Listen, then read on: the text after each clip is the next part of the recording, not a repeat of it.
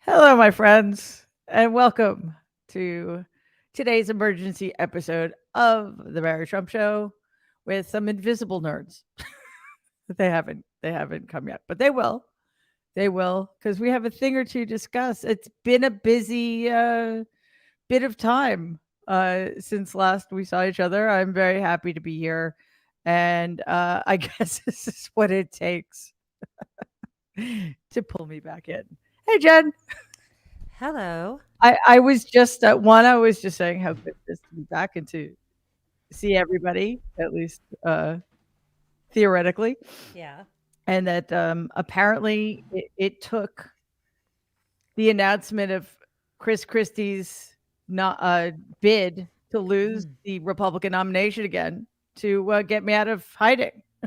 Yeah, I mean, it's really big and shocking news. I hope we can, I think this would be a Earth good shattering. time to go deep into this, his sort of early childhood, what motivates his run. He may be the next president. I'm so glad you called us Yeah, together. I think we're at the cutting edge of this. I think it's only overshadowed by Mike Pence's decision to lose the nomination badly, but we'll get to that another time. Because Oh, you missed some something else. Pat Robertson passed away. I didn't miss it. I just don't care. Oh, Um, okay. so he has been a malign force in American politics for far too long, and let's not forget that people like there were sitting presidents who kowtowed to the vile, racist, misogynistic, cruel Pat Robertson. But Dahlia Lithwick, it's very good to see you. Very, Um, but there's other news. Cracker Barrel fell to the gay agenda. yeah, I mean, the hits just keep on coming. But I want to take a step back and talk about something that may not be as important as all of those things, but is getting a lot of attention for some reason. Donald Trump, um, whom some of you may heard of, has been indicted, or sorry, I should say, is going to be indicted next Tuesday in a Miami federal court for the second time in as many months. So, I mean, the venue is different this time, but yeah, he's being indicted again. And I just want, I there are a few things about this that I want to focus on. One of them is that because I think we have been conditioned by the normalizing behavior of the media to kind of take this sort of thing in stride, and because his egregious behavior is so common, that we come to think that this isn't a big deal, right? Yeah, of course Donald got indicted again. It's a big fucking deal. Hat tip President Biden. I mean, this is not. I don't mean to um, diminish the importance of what happened in New York, but Dahlia, this is an entirely different level of seriousness. I think these are federal charges, and again, we don't know yet what is in the indictments. And when I said a big fucking deal, I was quoting President Biden, not forgetting that it's Jack Smith, of course, who's behind all of this. That these are potentially among the most serious crimes. And again, in New York, they were serious. People think about, oh, he just like paid money to a porn actor. Well, yes, but he did it in the service of trying to steal an election and commit voter fraud. I mean, sorry, election fraud. However, we're just in an entirely different realm here, Dahlia. So I'd just love to get your initial thoughts on what we might have to look forward to, the change in venue, and I'm hoping this came out of the Onion, but the fact that like the egregious Judge Cannon has gotten this case. What is going on?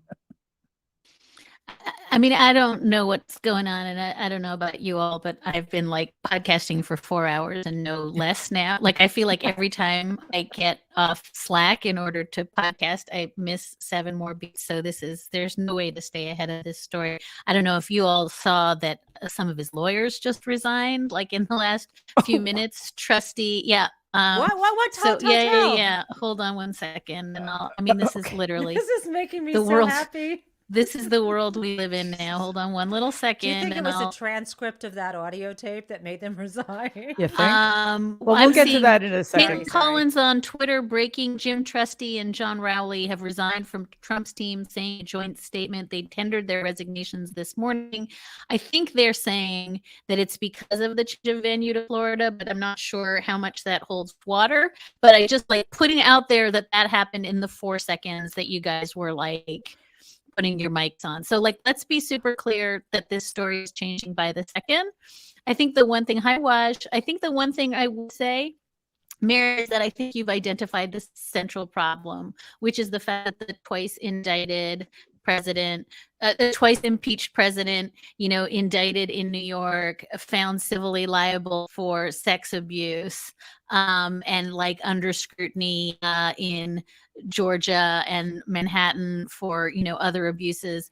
And the fact that this all like turns into a federal indictment, including possible Espionage Act violations. And we're like, oh, must be Friday. Just tells you like what we have gone through and what the new normal is. And the only thing I want to add to that, just as again, an open sort of precatory table set, is the fact that the Josh Hollis of the world are rushing to his defense without seeing the same indictment we have not read, without having any information about what the charges are, what the evidence are turning this into a witch hunt, deep date, fuck the FBI, is all you need to know about what's going on in this country. It is chilling in the extreme that news of this magnitude, never before in the history of this country has this happened, and that it is being met by Trump supporters high up in government who were active participants in January 6th with the, must be the state, it must be Joe Biden's evil plan, is shocking. And the fact that we can't internalize that, shocking. Yeah, Dahlia, that is an incredibly good point. And let's be really clear. The second man who is second in line to the presidency, the sort of, I guess he's Speaker of the House, Kevin McCarthy, who knows better, is going out there and telling people that President Joe Biden is personally indicting his predecessor. Obviously, that is entirely false. The dangerousness of the tactics they are engaging in cannot be overstated. And Jen, we had another, I thought I had saved it somewhere, but we have another Republican member of the House who basically put out, I think it was a tweet or a troth or whatever, that essentially said, get ready to go to war against these people, hold, or in other parlance, stand back and stand by, your bridges, using all of these like pseudo military terms to make it clear what they're prepared to do. So that plus this sort of collective, he's still going to be the nominee, should kind of be shaking us to our cores. Absolutely. I mean, I think that what you're describing, and I'm forgetting who the wackadoodle tweet was from, but it's why a member of Congress. Yes, I know that, but I'm forgetting No, the I know, specific guy. But yeah. the kind of blend of emotions that I have, I can only describe in a metaphor, which is like a healthy portion of elation, but with a dash of a kind of anxiety on top, and it's not the best. Maybe that's not the best metaphor I'm making, but there's like this way that you sort of want to feast in the Schadenfreude, but yet this sort of despair that you feel washing over you that this guy is still the leading candidate for the Republican nomination, that we're going to have like gaslighting, to the hilt, and that he's going to bring out more voters who didn't even vote before, and all of his voters in the primary. And I just it's distressing, because part of me wants to believe that people like Howley and others in McCarthy are just cynical, power hungry, hollow men. But actually, I think there's a cult going on here, because otherwise I don't understand how they don't figure out how to get together in a smoke-filled room and say, okay, let's all come together and fuck this guy. This is not, like, it has to be something really deeply wrong inside of these people, and not just cynicism and power grabbing. And I don't know how you deprogram hundreds of millions of people. Yeah, listen, hey Danielle, and I just want to take a minute would be probably embarrassing for everybody, but a second or two, just to say how really good it is to see all of you. I've missed your faces. Anyway, see, a minute of that would have been over the top. Anyway, back to the point. We don't like emotion here. I want no sincerity and heartfelt emotion, please. We should respond. It's good to see you too, Mary. Oh, thank you so much, It's Jen. That wonderful felt to see very you. sincere. Thank you, Danielle. That sounded a little more sincere. Anyway, yes, I come from WASP, so the whole, emotion thing. Anyway, I think there are a few things going on. One is that for many of them, it's exactly who they are. They are these authoritarian, pro-autocratic, fascist people who only believe in power as long as they're the ones who have it, right? The other thing I think is just a cynical calculation that as sterling as they are, the other Republican candidates just can't win. They can't win a nomination, let alone in a general election. So before I go to you, Waj, I just want to clarify what we're talking about earlier. The representative's name is Clay Higgins from, I don't know where he's from. And he tweeted. From the Confederacy. Yes, from the Confederacy. He wrote the following, on one of those social media things. President, I almost broke my own rule. Forgive me. Donald said he has been, quote, summoned to appear at the federal courthouse in Miami on Tuesday at 3 p.m., end quote. This is a perimeter probe from the oppressors. Hold. Our POTUS has this. For those not familiar with the lingo of the fanatical right, that the lowercase r means real. So that's a giveaway that they believe that the election was stolen because they're insane. Hold, our POTUS has this. Buckle up. 150K. Know your bridges. Rock steady calm. That is all. They're such friggin' wannabes, Waj. Wait, knowing that what does that even mean? Can you finish translating? It's like pseudo, military speak. It means like know your bridges, just like know your area. Like the enemy have we're closing in the perimeter. 150, I think, is just a military term for scale. It's just, it's insanity. I'm sure it makes perfect sense in the context of, in the middle of a battle or something. Yeah. But and I'm sure also that most of the people who would be sympathetic to that tweet don't know what the hell it means.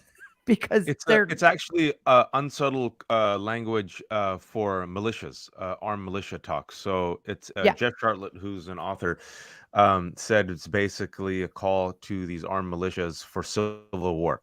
So Clay Higgins, who's a MAGA nut, who of course now is a Republican representative from Louisiana, is openly on Twitter, a social media platform, telling fellow right-wing nuts who are armed, prepare for civil war.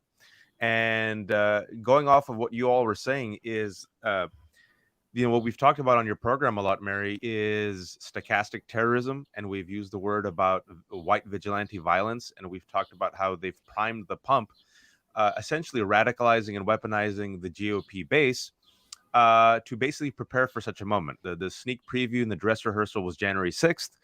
And now, because Trump, the cult leader, the authoritarian leader who represents all their fears, their hopes, their dreams, and their ambitions, he is the one who will take on the quote-unquote what? Deep state. They're coming after him. So by coming after him, it means they're coming after you. So what are you going to do, MAGA? Are you going to sit there and take it? And most of them, as Dahlia said in our chat, are cosplaying as Conan the Barbarian and Rambo. I mean, they won't do anything. They'll probably like take their guns. What have I missed? She said cosplay, January 6th cosplay in the private chat, right? That's exactly it. We always keep mentioning they're cosplaying.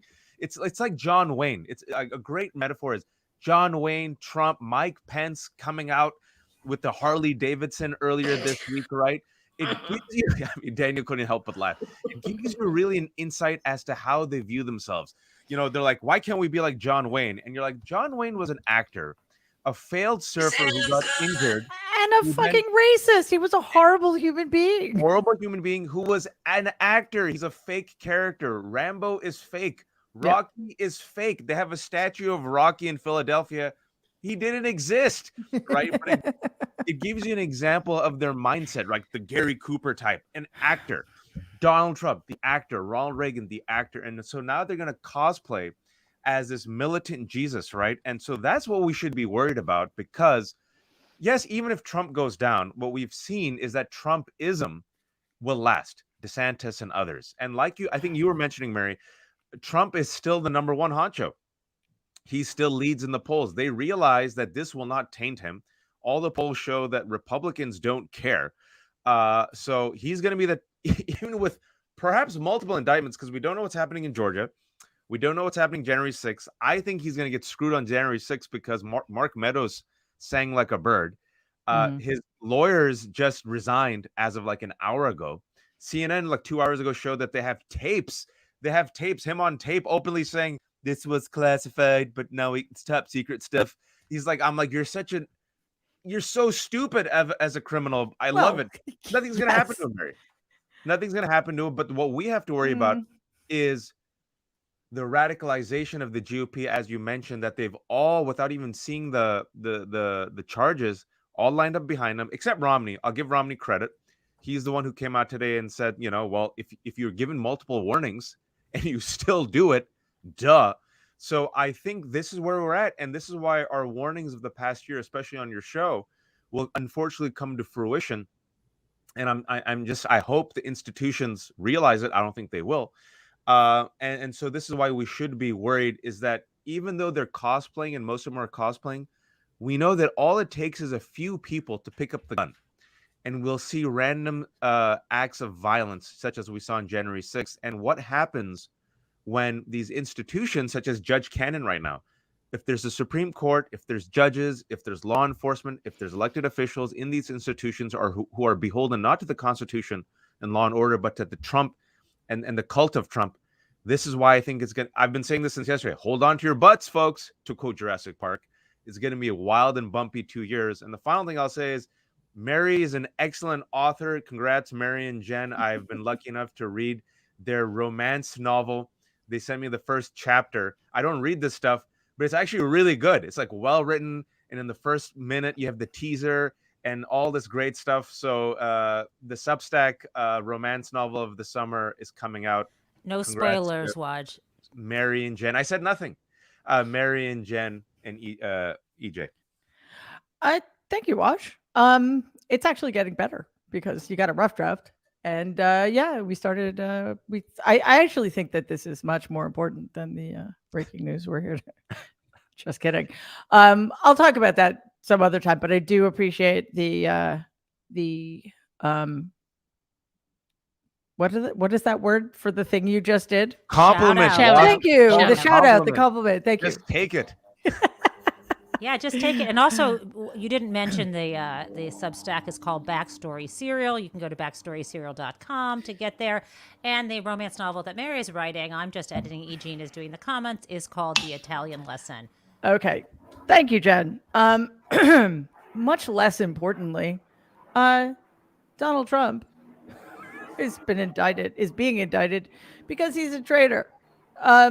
So yeah, that's not as fun as reading a romance novel. Well, okay, I guess it depends on your politics vis-a-vis romance novels, but it's a little bit more significant for our purposes. And Danielle, as to Waj's point, and hi Norm, it's really good to see you.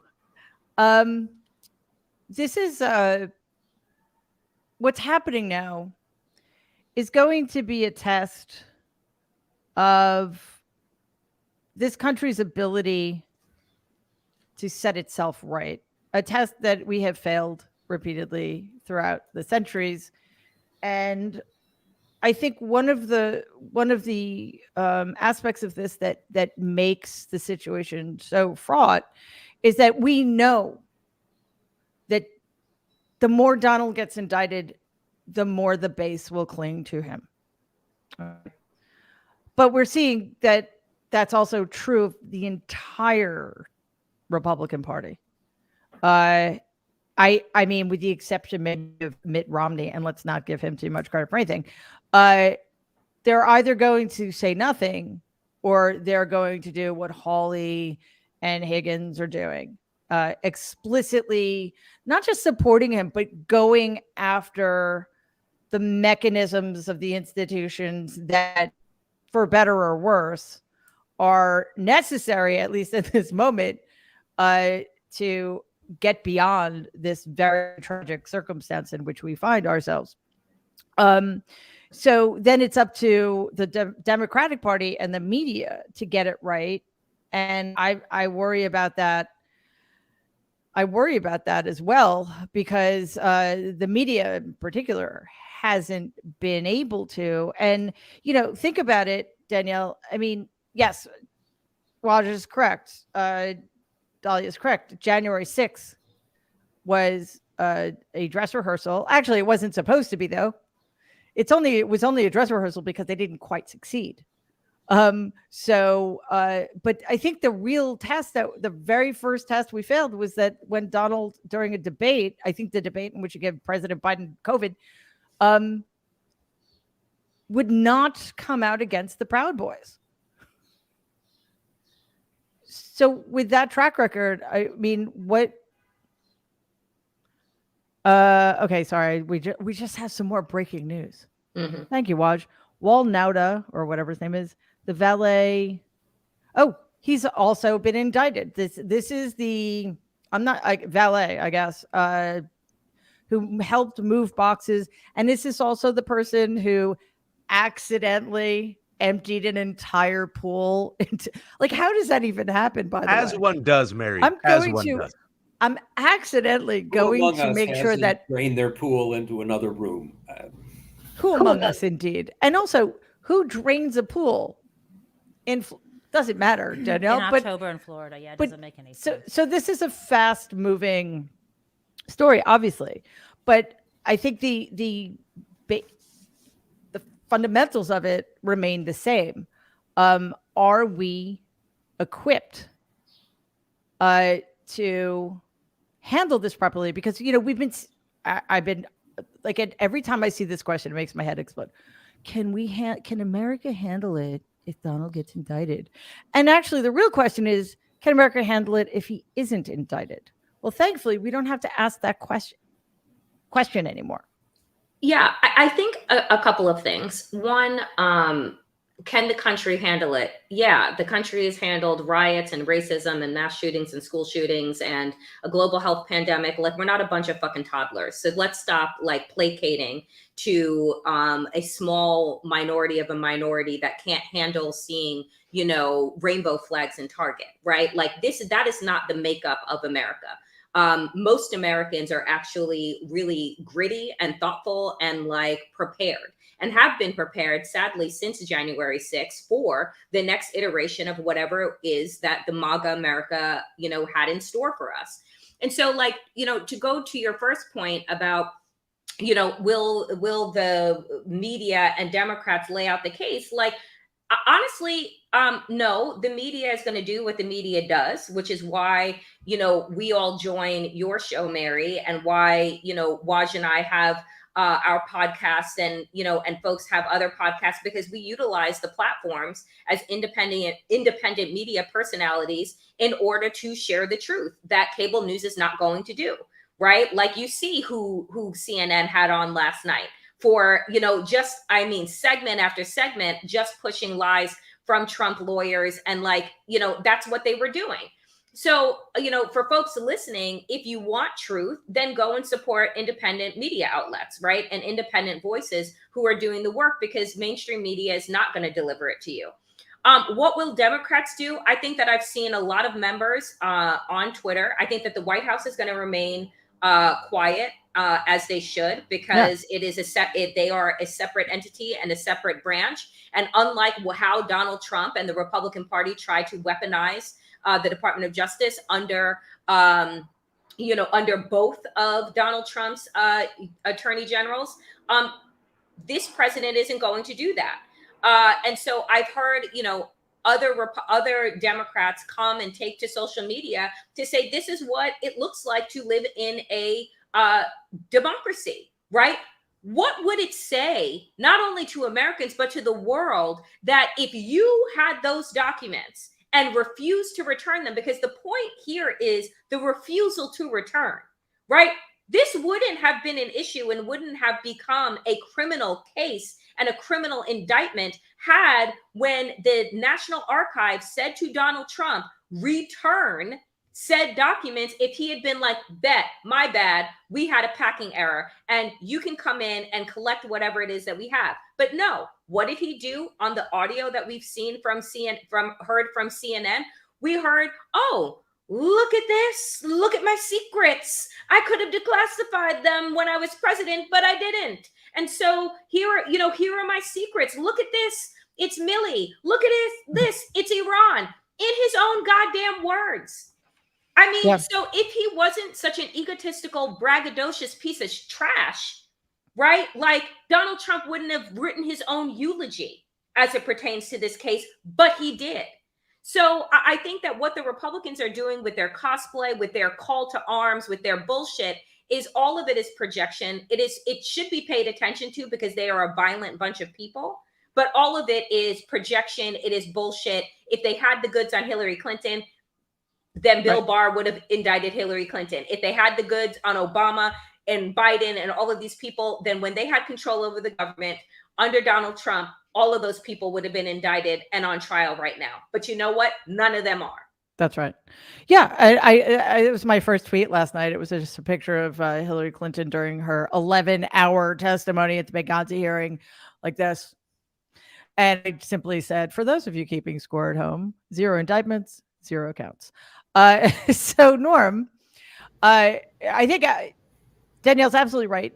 What we do here is we stay laser focused on the indictments, the counts, what he did, and how the justice system is going to handle it. Everything else is just, I don't want to say it's just noise, because these people are insane, and I think that we need to be prepared, but we can't get distracted by it. And then, it's down the road. We need to turn to the unfortunate and stubborn reality that the reason we're here is because tens of millions of Americans have chosen for us to be here. So, Norm, I just kind of want to get your sense of how the Democrats are going to handle this, how they should handle it, and what we can expect in the next week, because it's going to be quite something.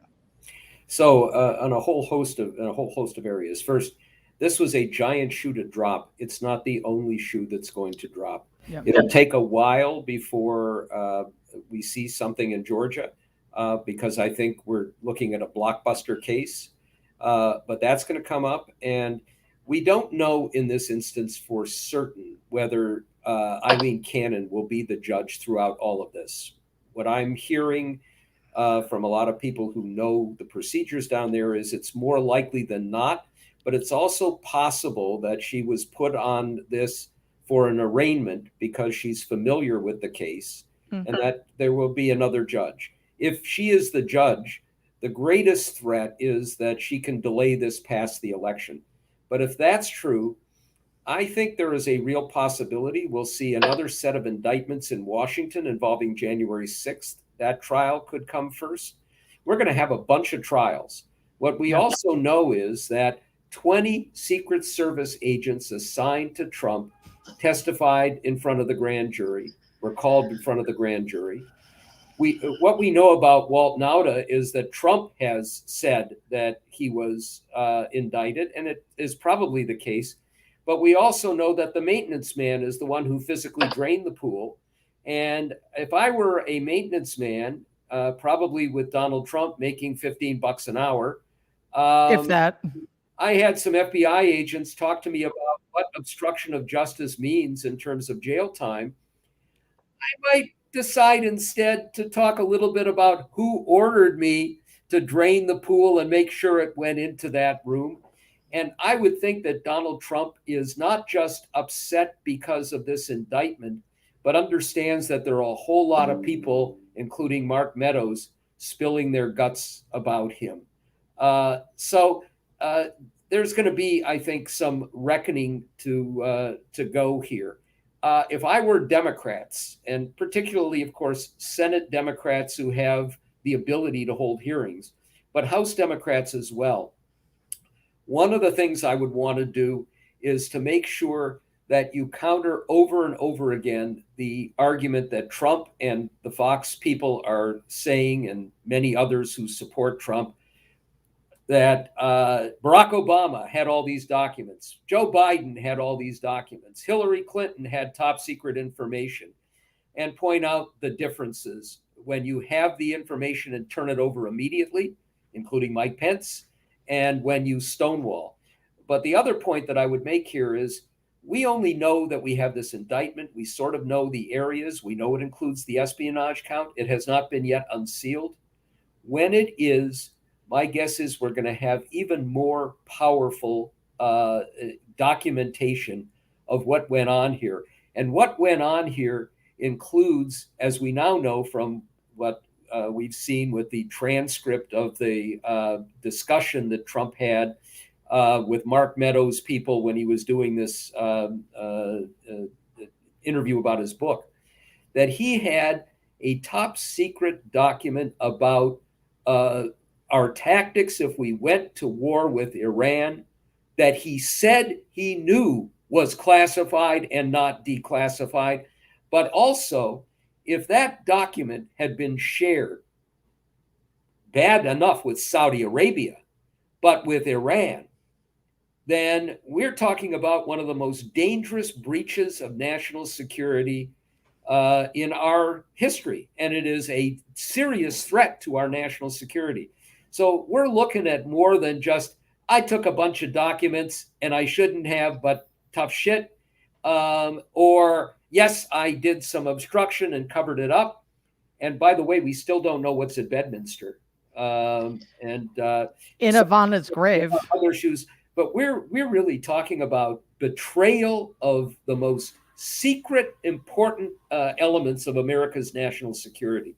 This is a traitor if all of this is proven to be true. And it's more likely than not that it is. And one would hope along the way with all of this that we learn more about the ties between not just Donald Trump, but his family members and others in his administration who have had lucrative deals with Saudi Arabia. You know, Jay Monahan may be the latest who has blood on his hands by getting blood money from Saudi Arabia, but he just follows in the footsteps of Jared Kushner and probably Steve Mnuchin, who was out there getting contracts from the Gulf, and others. Yeah, what sorry, I don't often find myself at a loss for words here because none of it's shocking exactly, but Norm, when you put it in those terms, again, it isn't surprising. I shouldn't say it's not shocking. It's not surprising. But even so, even though I know what he's capable of and what I have no doubt in my mind he's done, it's still shocking. And Dahlia, I think one of the reasons it's hard for those of us who follow this to be patient is because we've seen it. I mean, there hasn't been really much of an attempt to hide anything. It's out there. You can even draw certain inferences from financial transactions that have transpired. I'm even now wondering about this whole thing with Leave Golf and the PGA and how that's benefiting Donald. And I don't believe that somebody like Jack Smith, especially working in the same agency as Merrick Garland, would be doing this if he didn't have some earth-shattering case completely nailed down.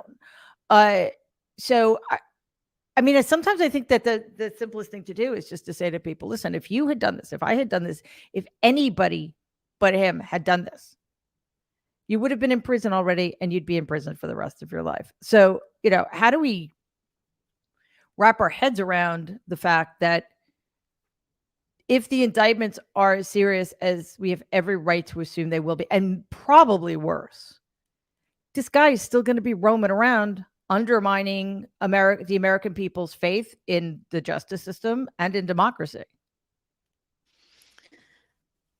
So one of the things that I was thinking when Waj was talking, and then when Norm just said what he said, is like, I think part of the problem is, again, it's the drip, drip, drip. And, the frogs in pots, we get so accustomed to everything that nothing shocks us anymore, right? That's where we started. And it's useful to think about sort of what's different and what's the same. And I think the point you're making is, so much of this is the same. This is the first impeachment, right? Like, so much of this is the same. This is, all of the January 6th hearings. So there's a weird way in which, like, how many times do we have to learn the same stuff in order to have accountability? And that leads to the thing that I'm very nervous about, because I think it was Danielle who said, what the hell? This guy, no, it was Waj, who said this guy couldn't disavow the Proud Boys in that debate. Like, what the hell? And what occurs to me is that we have this kind of creepy fascist overt window happening. And what's changing, if I could lay it out, is that, we used to talk about the grownups in the room, right? Who are the adults in the room in the first iteration of the Donald J. Trump administration? And we kept saying, like, oh, there's grownups in the room. Now there's no grownups in the room, right? It's stipulated. Now there was grifters in the room, but at least some of them were competent grifters. I think grifters are now fleeing the scene. And what's left behind is the violent authoritarians in the room. And it slightly answers Waj's question about why not disavow white supremacy and violent, racist, vigilantism and stochastic terror. This is the answer, because everything else is gone. And what's, I think, destabilizing for all of us is that it turns out that's all you need. That's all you need. You don't actually need a whole bunch of enablers, who are competent and good at government. All you ever needed was this. And I think that's really scary. And I'm not sure that I'm answering your question, but like, what's occurring to me is the problem with media sort of both siding this, like, on the one hand, Josh Hawley says it happens to him, it can happen to you, which is like, no, actually, if you still classify documents, it should happen to you, right? That's the answer. But that's not the other side of this. The other side of this is creeping authoritarianism. And so I think, like, part of the problem is both the sort of both siderism and our inability to say, the good people at CNN, hey, the other side of, opposing the whatever authoritarian Jan 6 cosplay is playing out in defense of him would be supporting democracy. It's not a both sides anymore. And what I'm very, very nervous about is that slippage has gone. I mean, as I'm saying it, I'm thinking both, duh, like, of course, this has been true all along, but also there are no adults surrounding him. There Right. are just the most craven people. And the fact that we put them on CNN last night, Yeah. unbelievable. Yeah. Well, and just as a very quick aside, Chris Licht wasn't the problem. He was just a mouthpiece for the powers that be. So nothing's going to change at CNN because that's not what John Malone wants. John Malone doesn't want a reasonable, adult, fair conversation about what's going on in this country. So a couple of things. First of all, I think we can say that the creeping authoritarianism is now galloping, right?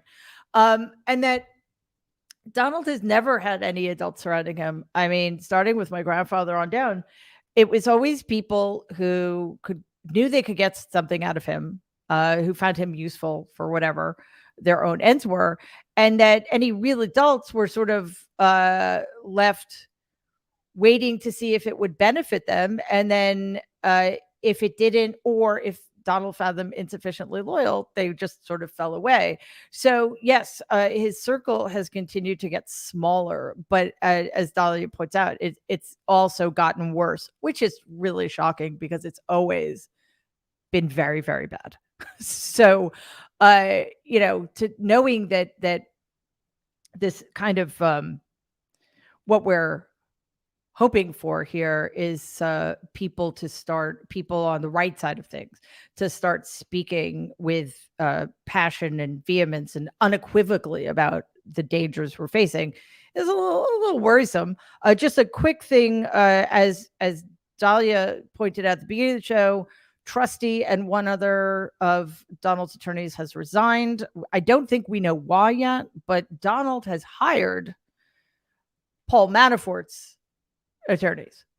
So that's fun, I guess. Good luck. Yeah. Those lawyers were really great. Kept Manafort out of jail.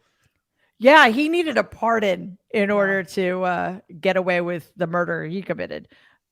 Colloquially speaking, of course. Jen, I just wanted to talk briefly about the change in, well, it's not a change in venue because there wasn't a venue yet, but a lot of us lay people were expecting that this would be in DC.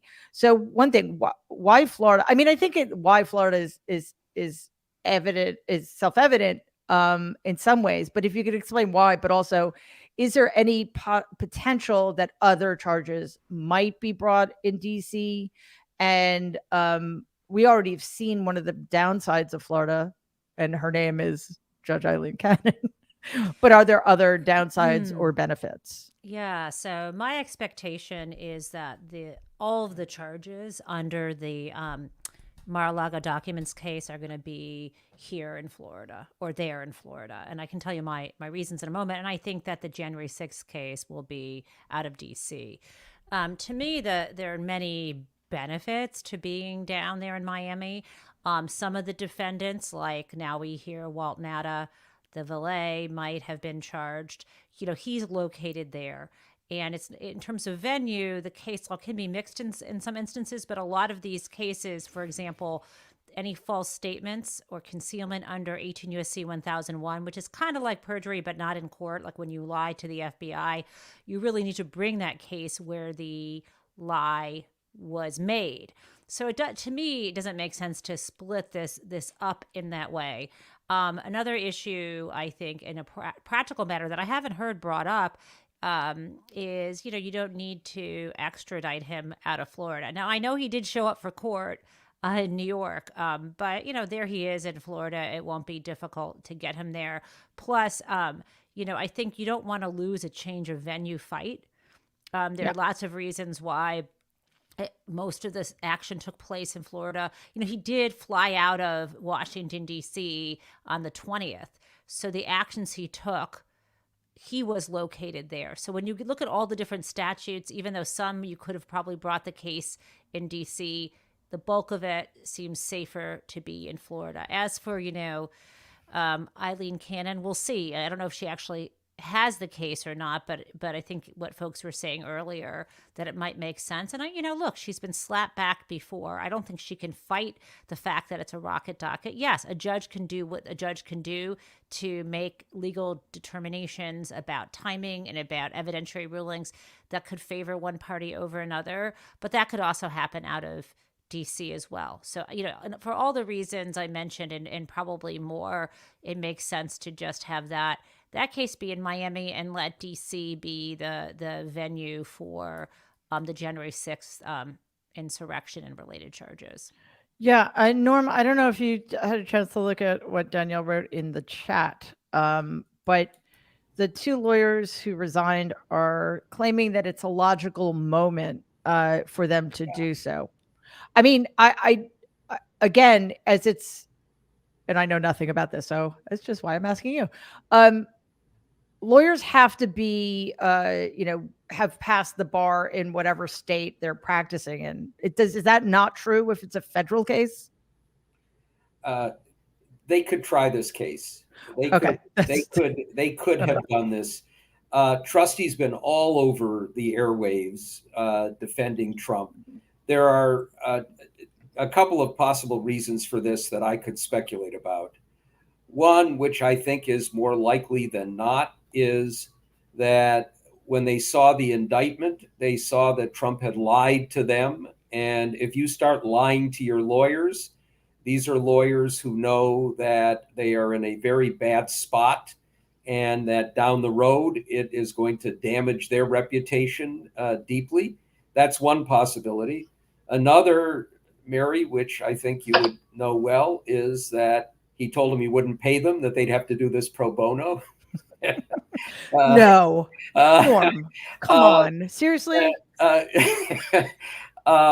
And then there's the possibility, I suppose, that Trump said he wanted other lawyers, but that he's bringing in the lawyer who's basically dealing with the Stormy Daniels case in New York and then said other lawyers will be forthcoming, suggests to me that that's not what happened. And the idea that because it's in Florida, it's not going to be in Miami. The grand jury was in Miami, we are told, basically because they didn't have during COVID a safe space for a grand jury to meet in Palm Beach County. But it's going to be in the Palm Beach. It'll be in Palm Beach. But that's not a reason. That is an excuse. And the fact that they basically said, we're not going to go on television anymore or say anything anymore suggests to me that this is very uncomfortable for them, and that more likely than not, what I would believe is the most likely explanation is he lied to them. And who would have guessed that Trump would lie to his lawyers? I wish wow. See, I'm shocked again. I'm not really shocked. I think at this point, anybody who thinks that he's going to tell them the truth should be disqualified from anything. Danielle, I don't know. This is so weird because once again, it kind of feels like, don't get me wrong, this is good. It's exactly what should be happening. But it also feels like it's not going to change very much. Am I being too cynical? I mean, I think that look, you're talking to the other queen of cynicism. So you and I volley back and forth on that. Well, don't forget Dahlia. That's right. She helps us out on that. But sometimes too. But I mean, I think that it changes a lot. Like, while we have lost our appetite to be shocked, I still, my jaw was still on the ground yesterday when the news came out yesterday evening. And I'm somebody that is invested in what is happening to our democracy. I think that Americans, a majority of Americans, the 70% of us, are floored by this moment. And I think that it does change things. I think that it changes the way our perception of our government. I think it changes the perception. I mean, look, everyone has always known that politicians lie, but the fact that you would ascend to become president of the United States and be like an absolute crook. I mean, like, it's not just one thing. I think that that's the other piece too. It isn't just the sexual assault case. It isn't just the hush money case. It isn't just the documents case. It isn't just, the perfect phone call, right? Like, And before that preceded the Mueller report, right? Where while he was president of the United States, let's remember that Robert Mueller had laid out the 10 ways in which that man had obstructed justice and could be charged. But because he was president at that time, he wasn't. So Donald Trump's been on a crime spree for at least like the last 40 years. 60 years, right? So I think that it changes in the way that a lot of people were losing faith in our Justice Department, in our government, in a system that is supposed to honor law and order. And this move last night, on top of what Alvin Bragg did, I don't know if it was a month ago or 2 months now, I have no idea. But on top of what Alvin Bragg did, what we're waiting on in July from DA Fani Willis, I mean, again, if it were one thing, I think many Americans could look and say, maybe this is a bit political, but it's like, this motherfucker's been on a crime spree. I think that Ari Melber put up the other day, Donald Trump has been involved and named in over 4,000 lawsuits over the course of his life. And people will say, oh, well, that happens to rich people. Name another one. Name another rich person that has dealt with 4,000 lawsuits over the last several decades. Jeffrey Epstein. Yes. And that ended so well. He's doing great. See, That Epstein. now you were showed, Danielle, Jeffrey Epstein. See, there was one. Yeah. Okay. So all right. I don't know though. I don't 4,000. I mean, granted, listen, let's not go down that rabbit hole because it's just so horrifying. I think, well, I'm not, it must say something about me and where I am in both cases, the New York indictment and this one. My reaction was I had none, basically. I was like Lopez in A Chorus Line. I felt nothing. So, maybe that's just because of my own personal experiences, or it's not cynicism. I mean, I think it's a really good thing. And I don't think it doesn't change anything. Sorry, Morales, not Lopez. Priscilla Lopez was the actor who played Morales. Thank you so much. I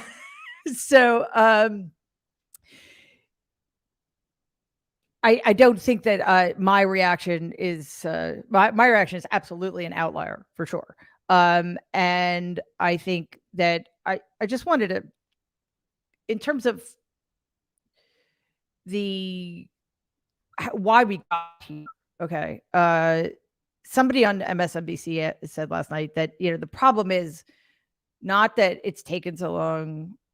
It's that somebody like him ever got to wield the power he wielded. That so many people voted for somebody as despicable, incompetent, cruel, unqualified, et cetera, as Donald. Right. That's the tragedy. But here we are. And I think for a lot of people, the cynicism, the disbelief comes from the fact that, impunity, at least for him, certainly, and obviously for white men in America, seems to be self-perpetuating. And maybe this will be the brick wall that runs into. Another thing, and I think Lawrence O'Donnell said this last night, is that we also need to remember. Well, I'm going to add something to what Lawrence said. I'm going to start with the observation that one of the jurors in Paul Manafort's trial was a hardcore maggot. Like, this person had MAGA hats in her car, and she was a diehard fan of and follower of Donald, which is okay. And she found him guilty. She found Paul Manafort guilty because that's what the evidence showed.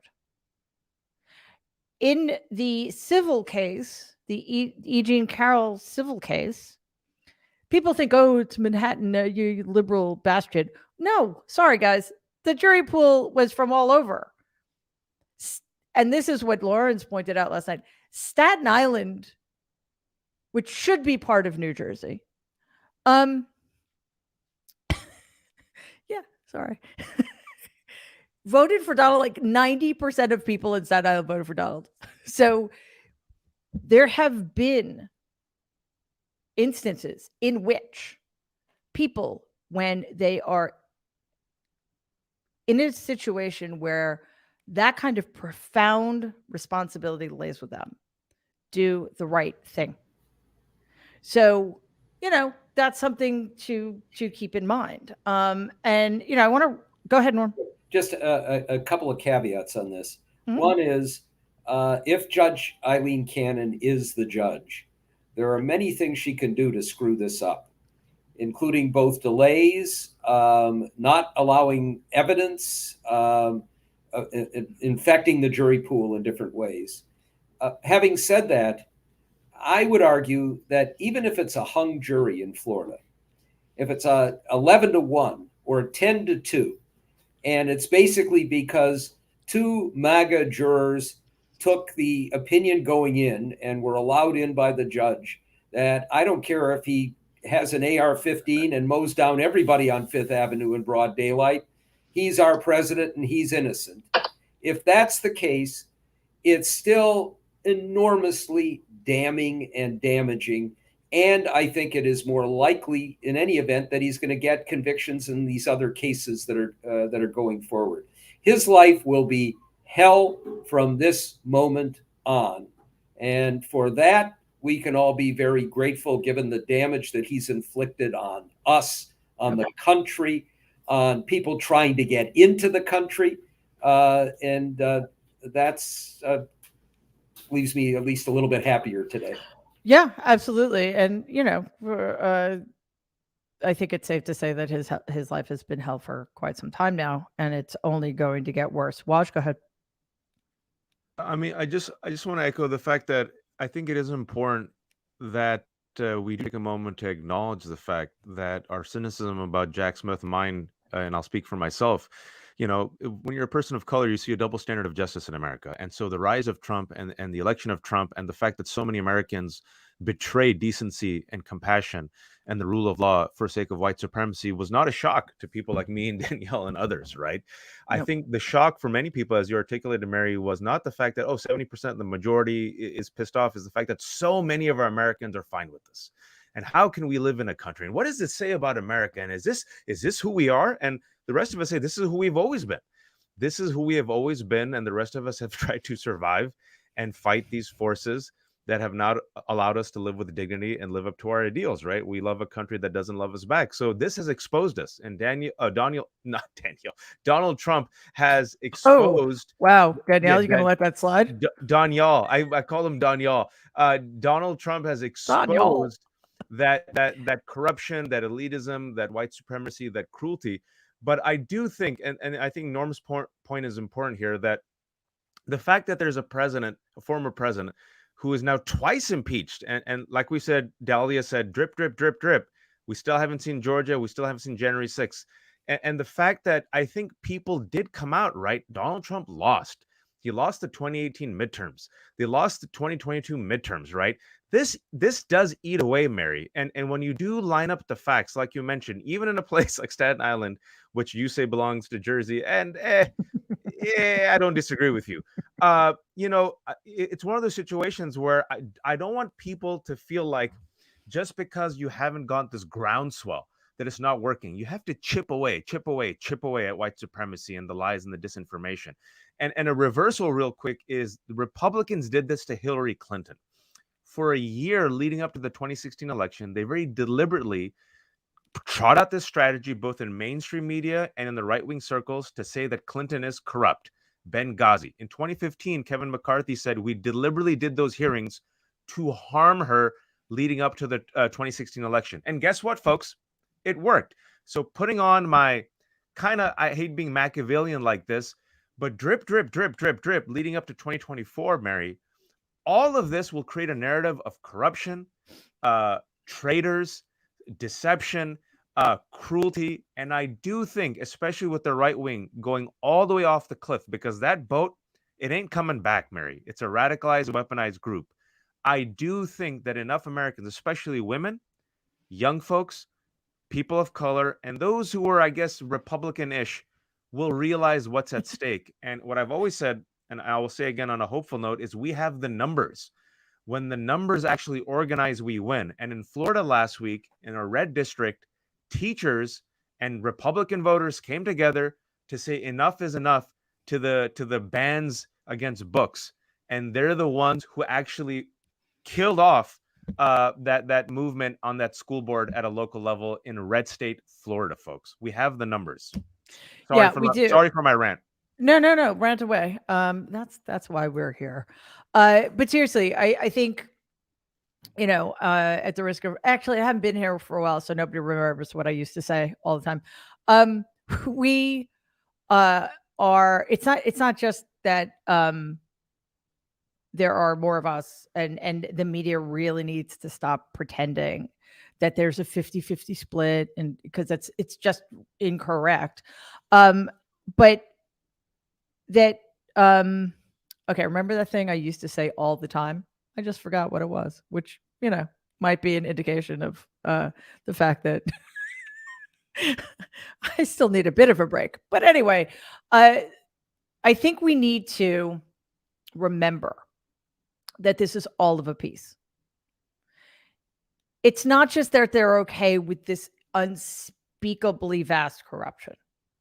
It's not in a separate way that they're banning books, or they're literally trying to get trans people murdered in this country. It's all the same thing. It's all the same trend. And we need to fight against it in that way. Right. So, I believe that things are going to get worse before they get better. I think we need to be prepared for the fact that there might be violence, that things might get dangerous. We know for a fact that the levels of gaslighting and lying and anti-democratic rhetoric is going to skyrocket on the right. But if we stick together, there's a lot of hope here, because the tipping point has become laden with so much hatred and so much that is just wildly and blatantly anti-American, that I think people who don't typically pay attention are going to start to. So I don't know if you guys remember, but the Nerd Avengers was born out of a segment we used to do called the strategy sessions. And it was in the ramp up to the 2022 midterms. And it was about, helping Dems find ways to, it wasn't about policy. It was about politics. How are we going to win? How are we going to win? For those of you who thought that we were going to have a little downtime this summer, I'm sorry to inform you that yesterday changed all of that. And we start now. So I just want to go around really quickly and get from you guys what you think is the most important thing Democrats should be focusing on going forward, because this election, even though 2020 was insane, this election has so much more at stake, and is going to be fought on a field unlike any other. So, Jen, what are you thinking? I think. Oh, and then give me a bumper sticker. I think what's really important is the Republican Party brought us Donald Trump.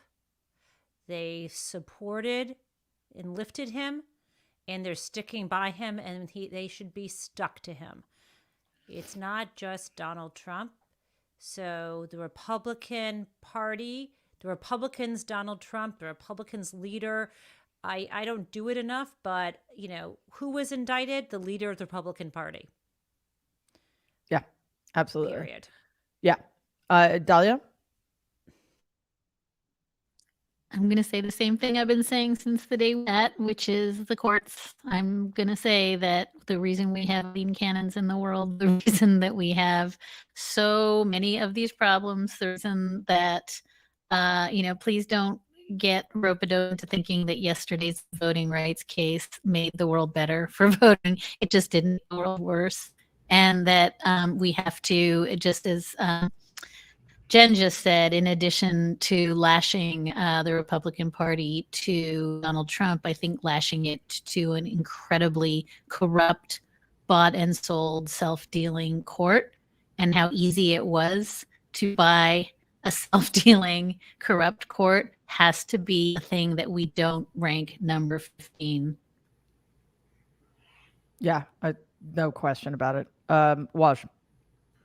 MAGA is the semi-fascist movement led by semi. Yeah, well, I'm thinking of like Biden because okay. Biden doesn't go all the way in, and Okay. Biden also wants to promote himself as a person who can be bipartisan, right? So if being realistic, then I would tell Democrats, especially those who are in elected officials and those who are paid a lot more money than us to be wrong about a lot of stuff, that So MAGA is a semi-fascist movement led by a corrupt, twice indicted, twice impeached Donald Trump that is coming after your freedoms.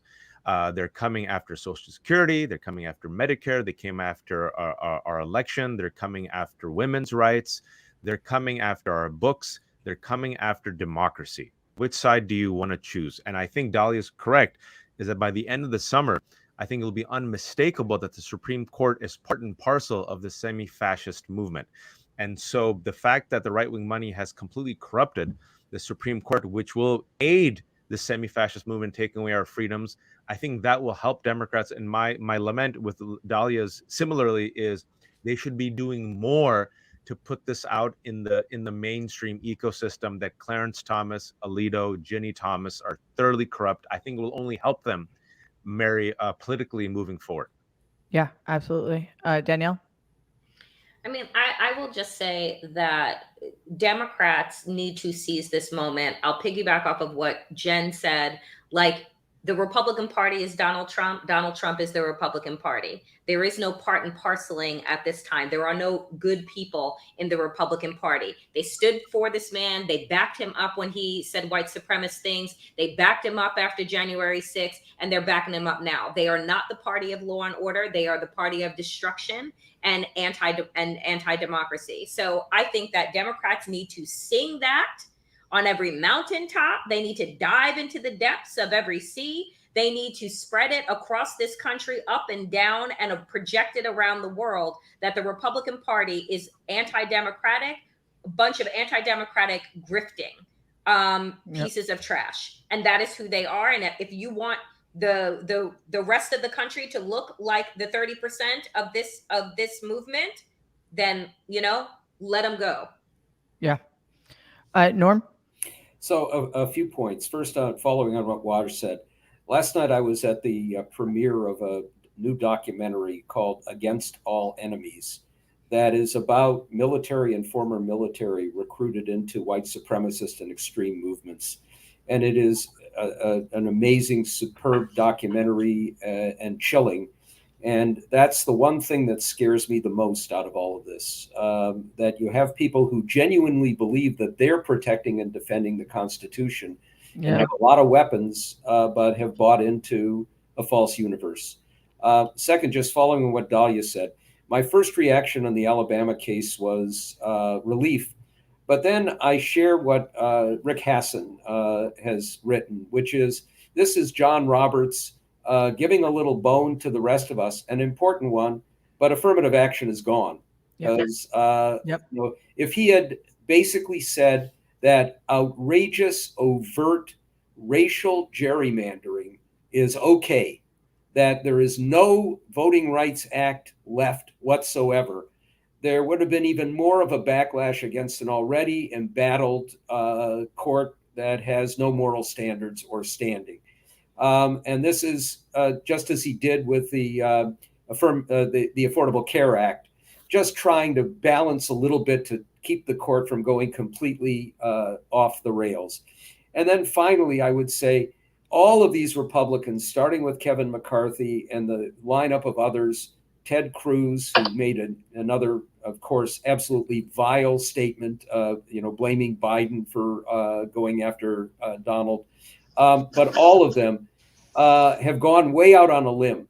And I think the evidence that we're going to see, and that will be even if the trial is delayed, the evidence that we're going to see of the perfidy of this man, of the traitorous behavior of this man, of the repeated lies, of the obstruction of justice, of everything else that's involved, is, as so many of us have said, going to leave them in a very bad place. Some of them are going to start to get a little distance from him. Over time, I actually think that while plenty of people will double down on their support for him, continue to believe that it's all phony, this is going to divide a party, and that may be some of the good news out of what is an otherwise despicable group of people. Yeah, like guys, you might want to keep your powder dry before the indictments are actually read, because you don't know what's in them. And as Norm just said, and I'm speaking to you Republicans, because I know you're listening and watching right now, you're just digging the hole deeper. I mean, keep digging, please. But it is unfathomably dangerous for them to be doing this. And Norm, I hope you're right. I hope it ends up in the long term being just incredibly destructive for them, as it should. All right, we are going to wrap up here. Again, I'm so thrilled to see you and your faces. It makes me happy. So Jen did a wonderful job, but we are delighted to have you back, Miriam. Oh, thank you so much, Norm, and everybody who stepped in and came in my absence. I'm so grateful to you for keeping the show running, because the show must go on, even if it isn't Broadway. Anyway, and thanks to everybody who's watching, who kind of was patient with me. So Jen Taub, Dahlia Lithwick, Waj Ali, Danielle Moody, Norm Ornstein, my friends, thank you so much for being here today, and hopefully I will see you soon. You bet. Bye.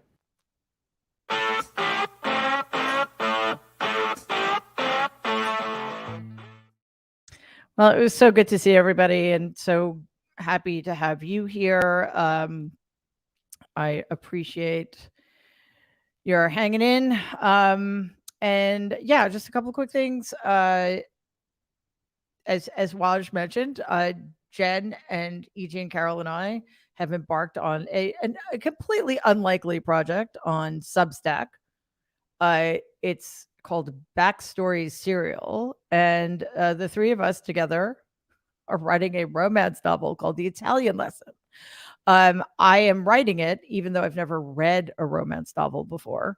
But one of the goals too is to kind of just create a politics-free zone where we can all just hang out and not talk about politics. We can instead just talk about Tuscany. Which is honestly sounds perfect to me. So we'd love to have you check it out. Again, on Substack, it's Backstory Serial, and the book itself, which we are publishing in serialized form, is called The Italian Lesson. So I think you might enjoy it, because as I've discovered, anybody is somebody who can like a romance novel. I'm not sure if I'm one of them, but I like writing it. So that's cool. Anyway, it's been a pleasure. We haven't done an emergency session in a while. So and it's always nice to do one when the news is good. I mean, it's bad and good, because obviously it's pretty tragic that America has come to this, but at least Donald Trump is at the beginning of his accountability journey, and that can only be good for the country. So, guys, thank you again so much for hanging out with us at the Barry Trump Show. The Nerd Avengers and I all appreciate it so much, and we will see you soon. Take care.